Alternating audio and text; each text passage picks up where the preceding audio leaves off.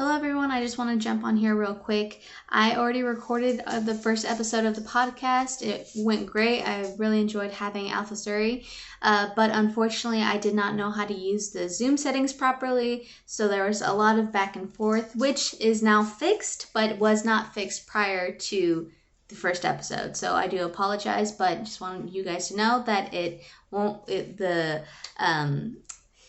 The guest, myself, and guest will be side by side next time. So just wanted to say that. Okay. All right. Hello and welcome, guys. This is the first episode of Penny for Your Thoughts. Here with me is AlphaSuri, and she's all the way from Texas. I'm in California, so to me it's a long way. But why don't you introduce yourself? All right. Hi, everybody. I'm AlphaSuri Wolfenstein. I am a YouTuber gamer, but I'm also very excited to talk about what life is like in the past few years, or I guess a year, right? Yeah, it's only been a year. It seems so much longer. But yeah, I'm awkward, as you can tell. Intros, outros, all the way around. So pretty sure this podcast is going to be pretty fun, and I hope y'all enjoy. Yes, well, I think I am also just as well very much awkward. So you're going to have to excuse the first episode of awkwardness because you know what? It's the first one, just trying to get into the flow of things. So it's still going to be good either way. Yeah, I'm so used to my intro that I have to remember that it's your channel, not mine. It's going to be totally out of context if I do my own. Right. Even like when it comes to my own videos, I have a separate introduction. So it's more like, okay, this is a podcast. It should be a little bit more different. It has a different vibe, or at least like different intro. But I want it to be as comfortable as possible. So it doesn't have to have a stigma that it needs to be done the right way. It's more of just like regular people having a conversation. Yeah, like the world should be. Exactly. Especially since the world has gone to chaos. Mm-hmm. Yeah, I guess I should have said howdy, I'm from Texas. Definitely. You put in that stereotype. Oh, yeah. Embrace it. So what do you miss from like things before COVID happened? Back when it was normal. Okay, so going out and doing activities such as like bowling, just hanging out, socializing, because I believe humans are social creatures, even though I'm like an introvert. So I don't socialize all the time, but when I do get the feeling of needing that interaction, it's always good to have like fresh air, go out in the sunlight, go and actually do something. Doesn't have to be a lot of people, but like your friends or your family, just without limitations of the fear of being isolated, mask, basically hazmat suits, what some people do, which I think is over the top, but I agree. Just a inner anxiety of what is this, how people are going to react to you, stuff like that. Just, I miss going out and just hugging your friends, or like handshaking new strangers, or like getting to actually interact with people. Mm-hmm. I think that's also what I personally have an anxiety of, especially since COVID. I mean, obviously we all do because of, the pandemic going on. We don't want to get anyone sick or anything. But even now, as taking precautions, wearing a mask and social distancing, I miss the kind of the contact with other people, like you said, handshakes, hugs, whatever. Because nowadays, when I go see my family, and of course I want to hug them because I haven't seen them in a while, I can't, because I don't want to expose them to what I possibly have, or, just to give them any sort of thought that, the anxiety of it all. Yeah, especially when I go out to restaurants, it's like, even though we're in maybe a group of 4 or 6, we still have to sit in a separate table, which was really weird. It was one of the weirdest things. They separate you tables? Like they separate you group? You can only have like 2 people per table during the COVID thing. It's gotten a lot better. Here in Texas, all the restaurants are open like 80% capacity. So we can all sit together now, but when it first started, either the restaurants weren't open, or you can only have 2 people per table. And the tables were like table, separate table. So it was like we were so far away from each other. It was kind of pointless. Wow, I didn't even know that was happening. I haven't gone to a restaurant in forever, and that's not even because of COVID. I live really far from my family, so I don't get the opportunity to do that. But even now, in this area that I live in now, most restaurants are open, and frankly, I think over here is kind of bad because nobody really has the social distancing. I mean, of course, the servers and everybody, like people who work there, are following accordingly. But, you know, people come in massive groups and not wearing their mask when coming in and, you know, not really socially distancing in the restaurant from other people that are not part of their party. Like, I think honestly over here is a problem. It's probably why, you know, it lasted so long over here with everything being shut down. But it's just kind of like, but things are going slowly back to normal. So, which I'm so thankful for. I know Texas, we had a few cases, but even in the beginning, people really didn't want to follow those rules. It was more the lines of the mindset of, hey, if you're wearing a mask and I'm not, you still should be safe based on you protecting yourself, not you protecting me. It's kind of mindset, which I kind of understand, but you know, that's just how people think sometimes. Yeah. Especially go ahead. Go ahead. Especially with me, what a lot of people don't know is I actually have a chronic illness. And if I ever got COVID, I would instantly die. Oh, so yeah. See, you are even more like classic case. Like, this is exactly why we're all supposed to wear the mask, social distance. Like, we don't want someone to have a fatal reaction to COVID. Yeah, I'm cautious, but again, I'm used to wearing masks because it was kind of mandated for me to go in the hospitals because of my illness. But it's the even though it protects you and everything, you still touch stuff. And I touch it, even though I could carry Germ-X or wash my hands. I'm still touching other things while I'm touching other stuff. So technically, everything's not safe. It's not like you have gloves on in the grocery store. You pick up an apple, you pick it back. A lot of people do that. Doorknobs and bathrooms, everything. So it's not just the mask and the washing hands that are the problem. It's basically common courtesy. I don't know if that's the word. Or decency or common sense, stuff like that. Yeah. I go to the grocery store all the time because I'm an Instacart shopper. So, you know, and I personally don't wear gloves because I expect people to be like washing their hands and everything. I mean, I wash my hands before I leave for work. I put on hand sanitizer after I leave my car. I take every precaution possible. So that way, whoever is on the other side when I deliver their groceries, there's no germs coming from me. But the thing is, when I'm shopping and I see other shoppers, I'm so frustrated with that particular Safeway actually, because almost all the people, there's only like 20% of people wearing masks, that word. And the other 80%, they're not wearing masks. They're sneezing, they're coughing, they're touching everything, putting things back. I have even seen people having like face hand tissues that they're holding, and then they'll use the same hand to pick up fresh produce and then put it back. And I'm just like, this is exactly why people are getting sick, because you, frankly, stupid people are not being considerate of other human beings who are getting those touched items. Oh, I know. There was a group in San Antonio when COVID, the second wave started, and they all had a COVID party. You have got to be kidding. Everyone got sick and a couple died. So, but then they blame it on, they don't blame themselves. They blame it on other people. So it's they blame it on the government you have free conspiracy will. that's fake. Yeah, you put it upon yourself, your decision, your free will, yet you don't take any responsibility for that, which is kind of silly in my opinion, but you know, can't take away freedom. Yeah, but it's just you tell people to put on a mask and it's the end of the world, rather when there's other countries that are freaking starving and it's like all you have to do is put on a damn mask. Okay, if a 2-year-old can do it, if a baby can do it, if freaking just put on a mask. It's that simple. Like, what's so hard about it? I know there's some people who can't due to like health conditions where they can't cover their mouth because like oxygen and stuff, which is another reason why other people should to protect them. Even what conditions? Do you know of the condition where people can't wear a mask? Because I've heard about it, but frankly, I just thought they were being, a pain. I honestly don't know. I just thought maybe oxygen mask or like, something that they have to wear. Mm-hmm. I honestly have no idea, but I see it all the time in the wear the mask brochures or whatnot. True. Well, let's see here. Let's go. I think we've talked about that.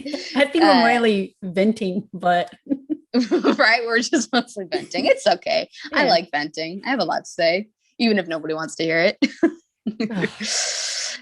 Okay. Here's I thought was an interesting thing. What is actually a positive that happened because of the whole COVID experience? I personally have one, which is why I thought of it, but you go ahead. Oh, okay. I'll let you go first this time. So for me, I actually think there was a positive from this whole experience. There's tons of negatives, of course, but because everyone was self-isolated at home for, the first wave where you had to be at home and the only time you could leave was for like groceries or for work if you still had work, people really started to understand the importance of mental health and also not only that, but like the stay-at-home moms, I think they got a better reputation because people realize there's just so much to do at home and it's so exhausting at home rather than going to work in public. Well, you know what I mean. Yeah. Well, I think first of all, it's not fun to stay at home if you don't have toilet paper. Just saying, but that's a separate issue.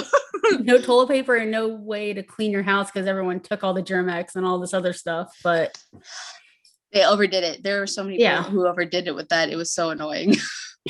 They were doing doomsday preppers, that's for sure. Over here, personally, I didn't have toilet paper in my house for, I think it was like a little under a month because it kept getting sold out. And because I was working and every time I would go grocery shopping, it would already be gone. And so I literally had to go to any possible store, look for any possible toiletries for the restroom because people overdid it for resources in the beginning, which I'm glad that they got better at. But still, it's kind of like people get enough to last you a little while. You don't need to last the entire year. Okay, don't be selfish. Like there are other people here too.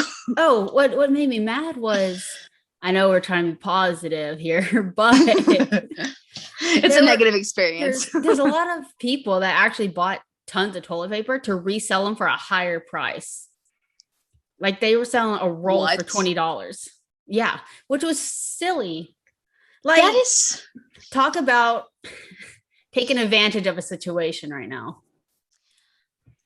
I can't, like, that just hits another level when it comes to taking advantage of a poor situation. Like what kind of person keeps toilet paper just to to sell it for a higher price to make a profit so someone can use the restroom? Like, are you kidding me? Yeah, there was a guy I read about that took all the toilet paper, all the, sanitizers and stuff and had like these shelves in his garage and he was personally selling them at a higher price. And the authorities found out and he got in a lot of trouble. I'm glad he got in trouble. I don't like when people get in trouble, but sometimes they really deserve it. I feel so bad for people who actually need things, but can't, especially like the senior citizens. There are people coming at them in buses where they only go one time a day for like maybe once a week or something. And that's all they can go for. And so how are you supposed to be fed or get things you need when the society isn't going to let you get anything because everything's all sold out? I think what the worst part is that it was the beginning of COVID. I think a lot of people thought it was a joke because that's the whole reason why people started like making these memes and making these comments about how, it'll not that it would blow over, but the conspiracies that it was fake because they thought it was such a joke. And then in reality, it's this huge global pandemic and, people are actually dying. People are not having resources and people are losing their jobs. It's been quite an experience that I personally never thought would happen in my lifetime, which is silly to say because, I'm a human being. We have about 60, 80 years of life, something bad is going to happen to, like movements and things like that. But I just personally didn't think I would live in a pandemic. Mm-hmm.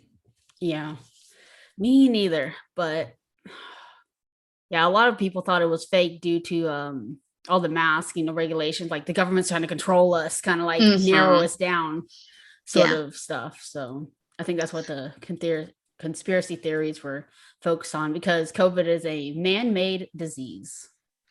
So they were like, oh, they purposely made this disease to scare us and, stuff like that, where it could have been an accident for all we know. We don't know all the information. Exactly. So I mean, the disease could be like something that's close to, like, I'm not going to say like cancer. I'm not quoting it is, but something that's tolerated to try to help a certain like mutation or enzyme that just got out of hand. That's just, but we'll never know. Yeah. And I think that's the problem, is a lot of people like to assume things without giving all the information first. And that's what causes panic. If you don't have all the information, you should not be making assumptions, because some people cannot handle this. Like for me personally, when I first learned how bad COVID was, like when I realized that people were dying from it, I was freaking out, because I'm a very anxious person and bad things freak me out. Like I'm a scaredy cat. Like I'm afraid of my own reflection. But besides the point. Well, you do have like 2 giants living in your house, so I really do. I'm protected, so I don't know why I'm tripping. But it's just kind of like, I don't like how people use situations to panic other people to benefit themselves, because people do use the fear of other people to benefit themselves, which is a horrible, horrible thing. Yeah, especially social media and the news blowing things way out of proportion, only showing the negative stuff. I haven't seen a positive thing in a couple years. I don't even watch TV anymore, like cable. No, because all you see is just negativity. Why would anyone want to watch that? It's drama and negativity and gossip, basically. Yes, exactly. Those are the exact 3 reasons why I had to distance myself from social media for, I think it was like a year and a half, 2 years ago. I just had to put it all away, because there was just so much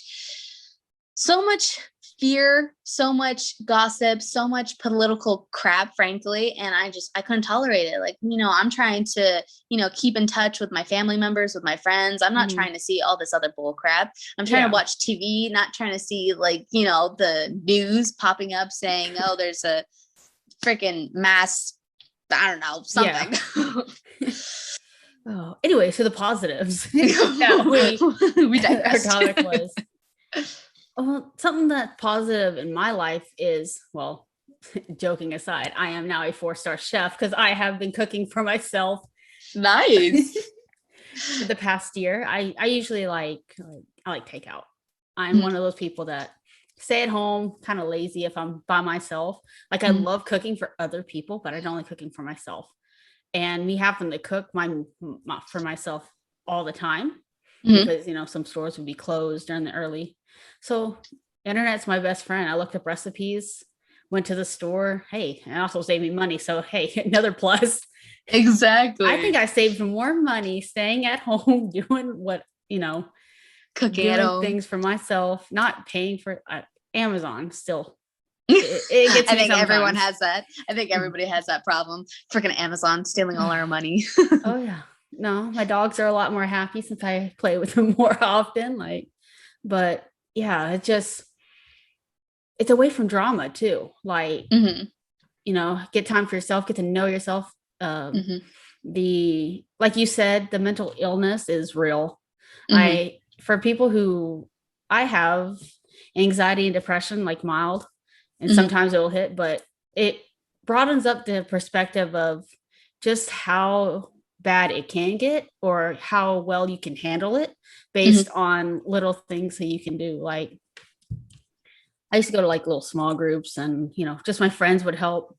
But lately I've met a lot of amazing people on the internet, like Skyping through my games, like you. It's just, the importance of getting to know new people and figuring out their stories, and just, making more friends. I made more friends on the internet than I've ever done in my life out, my neighbor. So like real connections, not just, hey, how are you, kind of text back and forth. It's actually like creating a conversation which stimulates your mindset, and I actually become a very happy person. And I haven't had a mental illness panic attack or breakdown in quite a while because of getting out of the fear of meeting new people and like seeing face to face. It actually helped a lot. Right. I completely agree with you. Like the whole mental, you see how bad things can get, you see how also you can get better. Like you grow, you adapt. You learn you adapt. Exactly. And for me personally, I think, I used to have a big problem of having, I was bullied in high school, both online and in person. And I've noticed that I feel like I see things less and less now when it comes to negative remarks. And it's really interesting because before I'm one of the kind of person where a stranger says something negative and I take it to heart. Now, like after this year, after everything, I'm just kind of like, get better. Like, cool. Stop. You do you. You do you, but try not to do that. But like, it's not affecting me. You're not taking a toll on my day. Yeah, it's not like you'll ever see them again. No, it's not like I'll ever see you again. So definitely.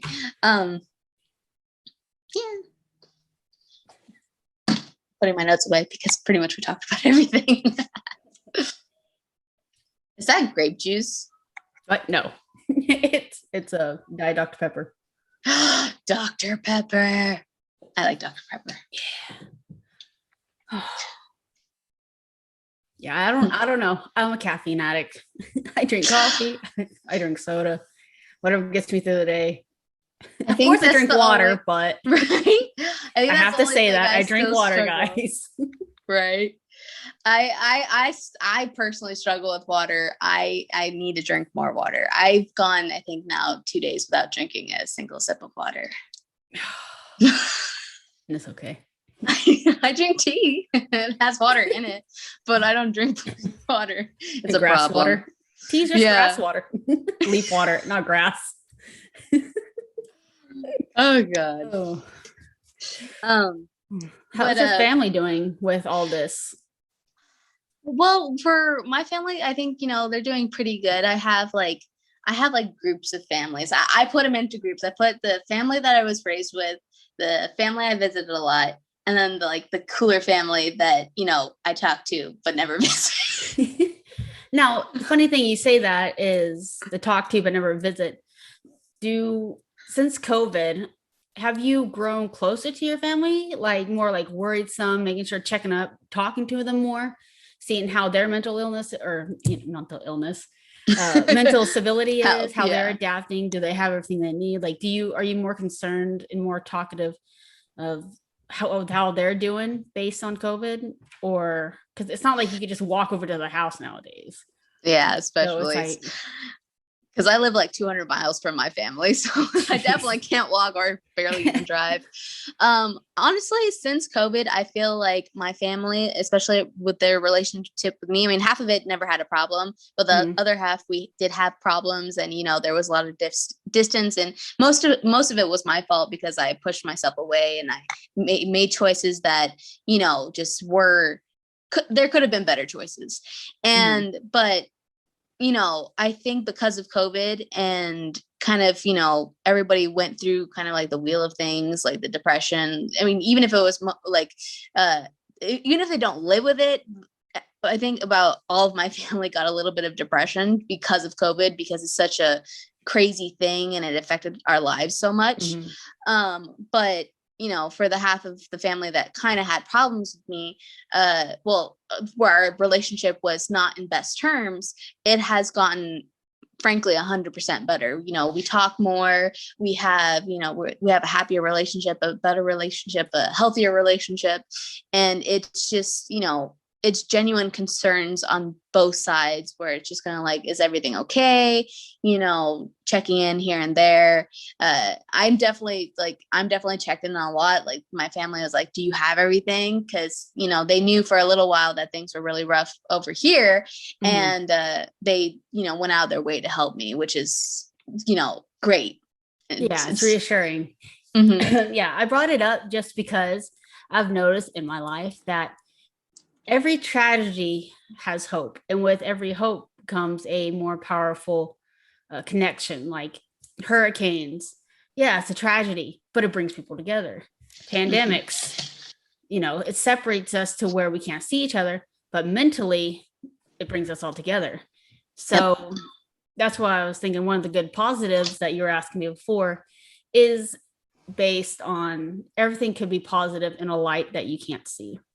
So even though you can't physically see it, it grows and you get to see it and you're thankful for it, even though maybe you not be thankful for it now, like current time. But as you look back, you're like, well, I've grown a lot closer to my family, or I've grown a lot closer to this individual. And it's, problems that you had before go away.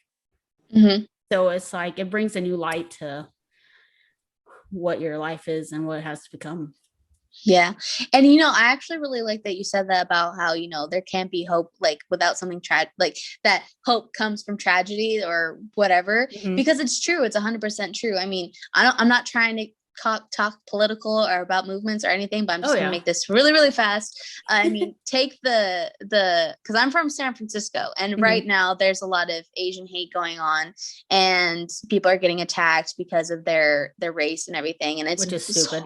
It's so stupid and it's horrible, and I can't believe that's happening, especially in San Francisco, where it's so diverse, and frankly the majority of the population is but it's, what was that? I was making a point about this. Sorry, I got distracted with myself. No, but the point is, like, something tragic is happening, whether it's every day or something happened, and now the whole there you go. Okay. Where, something tragic has been happening, but everybody's coming together to be like, hey, we need to stop this. This needs to change. Same as when before Asian lives, it was Black lives. Black Lives Matter. Yes. Sorry, I'm like BLT. winded by talking. Yes. George Floyd, he died because, the police officer kneeled on his throat and killed him. But then it started this huge movement where, again, everybody got together. It's horrible that something tragic has to happen for something bigger to happen, but sometimes it's necessary, which is unfortunate. Yeah, with all that, it sucks that one person could do something that changes a whole society's view on that particular thing. I mean, in my opinion, the cops shouldn't do that. No, I agree. He shouldn't, but not all cops are like that. And I think that's blaming the problem. Something. Yeah. This like all white people are racist. I'm like, my best friend is of color and she doesn't see me anywhere near that. And we even joke around. It's not like, she understands. We joke around a lot, and it's just the way people want to view other people based on an event. It's kind of sad. Yeah. I think what's so unfortunate about it is, because his police officer did that, there's now a stigma where all police officers are bad, which is not true. They're not all bad. I've met plenty where are really good and frankly helped me in situations where, things could, yes, I am white, but that doesn't change the fact that they were being good-hearted people trying to help a situation. And I think the problem that we need to do is we need to find the bad cops in the, and get rid of those, because they are the problem. Not all police, but the ones that have been, frankly, raised wrong to think if people of color are any lesser than them. Yeah, it's sad. Excuse me. And with all the people are saying that you're racist, like towards white people, it's going to end up being exactly what they're saying. We're going to get so fed up with being called racist. Why don't we just act it? If everyone's going to blame us for doing it, that's the mindset we're going to get. Right. And that's what some people are doing, which is really sad. It's like it's like when you get bullied, like you said, you're going to end up thinking what people are telling about you. So if you end up saying, oh, you're a loser, you're never going to accomplish anything, you're going to get sad. You're going to might be like, oh, okay, well, maybe they're right. So eventually it's going to end up going like that if something doesn't change. Mm-hmm. I think what we need to do as society as a whole, we need to stop looking at color. We need to stop looking at political choice. Like if you're a Republican, Democrat, what's the one? Socialism? Socialism? Yeah. No. One of those. Yeah. Some other one thing. Of those. One of those. I don't think it should matter. It shouldn't matter should not matter what you are. You are a human being. We all need to see each other as human beings, and we just need to be kind to each other. Like, case in point, you act accordingly. Like how you want to be treated, that's the way how you should treat others. Plain and simple. That's why a lot of people are like, America's horrible, but I don't know. It is. Everywhere's horrible. Yeah, we do have problems. We do. But we are a united nation, which we are supposed to be united from liberty, freedom, for anything, freedom of speech, freedom of views and opinions. And that's what makes us so great, in my opinion, is we have all these different views, thoughts. What's the other word that I was thinking of? Oh, lifestyles, I guess. That it all makes us unique. And if everyone was the same, nothing will be created, nothing will be resolved. No situation would have a solution, because if everyone thought the same, nothing could inspire inventions or other solvable situations, because there's always different outcomes to different possibilities, in my opinion. So, if you want to believe in whatever you want to believe, do whatever you want to do, I'm all for it. Doesn't mean I have to agree with it, but it doesn't mean I have to be hateful to you because you don't believe in what I believe. Right. So let me get a drink. I agree with you there. Yes. Hydrate yourself. Yeah. Well, we are a united nation, and we need to stick by each other regardless. Yes, I agree. We just gotta get rid of all this negative commentary, not even commentary, just negative vibes. You just try to be happy for each other. I'd get rid of the news if I had a chance. God, yes. I mean, frankly, the news does more damage than good, like more harm than good. It really does. I mean, it's so rare where they actually give us information that is helpful. The full story. The full story, yeah. Yeah. They only show bits of what they want you to see. Something that's going to make you want to go back to their channel to watch the drama, the gossip. It may not be drama or gossip, but they portray it in a way where it practically is drama and gossip. Yeah. They always see, cops or cop brutality. What do you brutality? Call it? Brutality. There we go. See, English. But you only see that. You don't see like that person actually hitting him first, or you don't see what provoked him, or if he even we don't know. We just see what they want us to see, and they want to twist our minds to see what view they want us to proceed in someone. So, and that's just like social media, where they trick the story. There's this one particular guy on, I think I don't know if it's TikTok or Instagram, where he actually shows right, he actually shows the incidents that happen with policemen where they have to open fire, and he shows the full story, where it's not just the part where this policeman shoots down this black woman. He actually showed where this black woman pulled out a gun and was aiming it towards him, and that's when he opened fire. But it's just kind of like, we don't get all of that with the news. We only get part of it, and it's based on what they want us to perceive for their personal agenda. Yeah. It's like when the Black Lives Matter movement, there were so many black kids getting shot down, but you don't see that. They don't see no rally for them.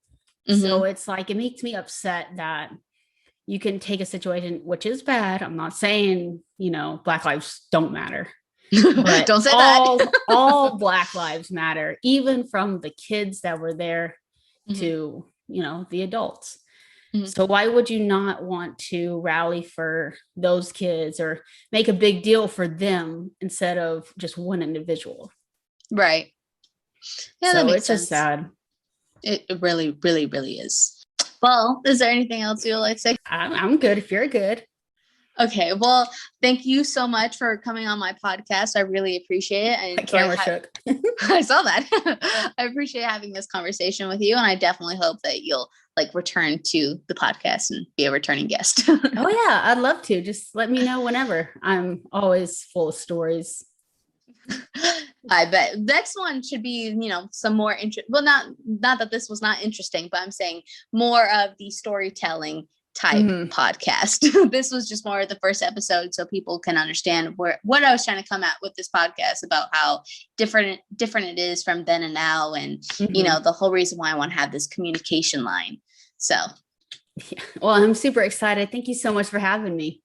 Of course. Well, that's it, guys. I really appreciate it if you decide to click on our channel, and everything will be linked down below. So, yeah. Bye. Bye.